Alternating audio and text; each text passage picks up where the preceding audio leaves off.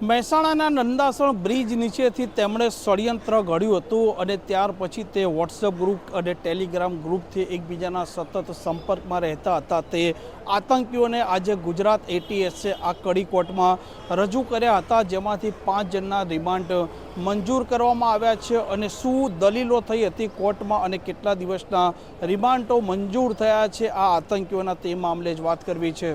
વૈષ્ણવજન તો તેને કહીએ જે પીડ પરાઈ જાનાને રે. નમસ્કાર, આપ જોઈ રહ્યા છો નવજીવન ન્યૂઝ અને હું છું આપની સાથે તોફિક ગાંચી. ગુજરાત એટીએસે ઉત્તર ગુજરાતમાંથી એક મોટું ઓપરેશન પાર પાડ્યું છે, જેમાં આતંકી એક મોટું ષડયંત્ર છે તે પકડાયું છે, જેમાં કુલ તે આરોપીઓ છે. આ આરોપીઓ 13 છે. તે મોટું કોઈ ષડયંત્ર કરવાના હતા અને તે તેમના કામને અંજામ આપે તે પહેલાં જ ગુજરાત એટીએસે તેમને દબોચી લે છે. પરંતુ મહત્ત્વની વાત હતી, આ આરોપીઓએ મહેસાણાનો નંદાસણના જે બ્રિજ નીચે ષડયંત્ર ઘડ્યું હતું ને તે કારણસર તેમને આ કડી કોર્ટમાં રજૂ કરવામાં આવ્યા હતા. અને આ 8 આરોપીઓ છે તેમને નામદાર કોર્ટ દ્વારા 14 દિવસના રિમાન્ડ આપવામાં આવ્યા હતા. તે આજે પૂરા થયા હતા અને ત્યાર પછી આરોપીઓ છે, આતંકીઓ છે, તેમને આજે કોર્ટમાં રજૂ કરવામાં આવ્યા હતા, જેમાંથી 8માંથી 5 જે આતંકીઓ છે તેમના રિમાન્ડ મેળવવા એટલે જરૂરી હતા કે તે આરોપીઓ કાશ્મીર ગયા હતા. કોઈ અજ્ઞાત વ્યક્તિ છે તેના પાસેથી તેમણે AK-47 અને અન્ય હથિયારો છે તે ચલાવવાની ટ્રેનિંગ પણ મેળવી હતી. સાથે સાથે તે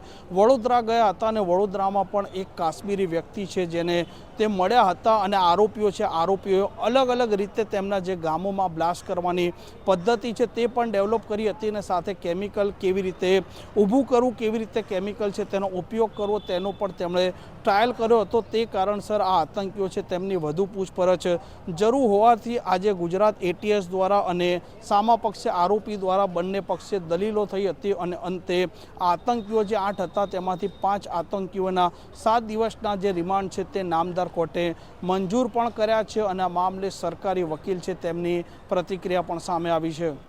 સાહેબ, એટીએસે આજે જે આતંકવાદીઓ હતા એમને કોર્ટમાં રજૂ કર્યા છે અને ફરી વખત તેમણે રિમાન્ડની માંગણી કરી છે. કઈ દલીલો થઈ, કયા ગ્રાઉન્ડના આધારે તેમને આજે કેટલા દિવસના રિમાન્ડ આપવામાં આવ્યા છે અને ક્યાંથી એ લોકોએ કાવતરું રચ્યું? કુલ 8 આરોપીઓ છે જે નંદાસણ બ્રિજ નીચે કાવતરું રચાયેલું છે. અને એટીએસે એ લોકોને 8 જણાને જે પકડેલા એ નામદાર કડી કોર્ટ ભાટિયા સાહેબની કોર્ટમાં રિમાન્ડ માટે 3/7/2026ના રોજ એ લોકોને રજૂ કરેલા, જેમાં 14 દિવસની માંગણી કરવામાં આવેલી અને 14 દિવસના પૂરેપૂરા રિમાન્ડ આવતા આજ રોજ 17 તારીખે રિમાન્ડ પૂરા થતા હોય છે. અને એ દરમિયાન એટીએસ દ્વારા વધુ 10 દિવસના રિમાન્ડની માંગણી કરવામાં આવેલી છે, જેની અંદર મહત્ત્વના મુખ્ય મુદ્દાઓ હતા કે જેમાં આરોપી નંબર 1 અહેમદ અબ્દુલ્લા ગાજીવાલા અને ઇબ્રાહિમ મોહમ્મદ હુસેન ગઘા, આ બંને જણા જમ્મુ કાશ્મીરમાં જઈ અને AK-47 અને પિસ્ટલ ચલાવવાની એ લોકોએ ટ્રેનિંગ લીધેલી અને એ ટ્રેનિંગ જે જગ્યાએ લીધેલી એની તપાસ કરવાની બાકી છે. બીજું, બરોડા મુકામે આરોપી ગયેલા, એ બરોડા મુકામે જે ચર્ચા વિચારણા થઈ છે એટીએસ આતંકીઓ દ્વારા એ જગ્યાની તપાસ કરવાની બાકી છે.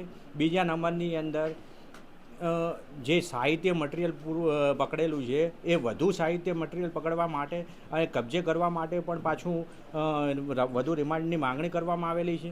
અને આરોપીઓ દ્વારા કાર્બન મોનોક્સાઇડ ગેસનું ઉત્પાદન કરેલું, એ ગેસ કયા હેતુથી ઉત્પાદન કરેલું છે, આ બધા કારણોસર 21 મુદ્દાના કારણે આરોપી નંબર 1 જે અહેમદ અબ્દુલ્લા ગાજીવાલા, બીજા જકરિયા મોહમ્મદ અમર ગગા, મોહમ્મદ આમીન શેરા, ફૌજાન ઇસ્માઇલ દાઉઆ, મોહમ્મદ અબ્દુલ રહેમાન સાવદી, આ 5 આરોપીઓને વધુ 7 દિવસના રિમાન્ડ જે તારીખ 24/7/2026ના રોજ સુધીના આપવામાં આવેલા છે. અને બાકીના 3 આરોપીઓને જે પ્રોડક્શન રજૂ કર્યું છે એમના રિમાન્ડની માંગણી કરેલી નથી, પરંતુ પ્રોડક્શન રજૂ કરેલું છે, એમને નામદાર કોર્ટે કસ્ટડીમાં મોકલી આપેલા છે. આમ એટીએસ તરફે જે સરકારી વકીલ છે એસ.કે. પટણી તેમણે આ મામલે દલીલો કરી હતી અને સૌથી મહત્વની વાત છે આરોપીઓ જે પ્રકારે દારૂ ગોળો બનાવવાના હતા અને તેનો કેવી રીતે ઉપયોગ કરવાના હતા, જે પ્રકારે તેમના પાસે સાહિત્ય હતું જે છે મોહમ્મદનું, તેમણે આ ગુજરાતીમાં ટ્રાન્સલેટ કર્યા બાદ કોને કોને આપ્યું હતું તે દરેક પ્રકારની કડીઓ છે તે મેળવવી જરૂરી હતી અને તે દિશામાં જ અત્યારે ગુજરાત એટીએસ તપાસ પણ કરી રહી છે અને એક પછી કડીઓ છે તે એકઠી પણ કરી રહી છે. તૌફિક ગાંચી, નવજીવન ન્યૂઝ, કડી.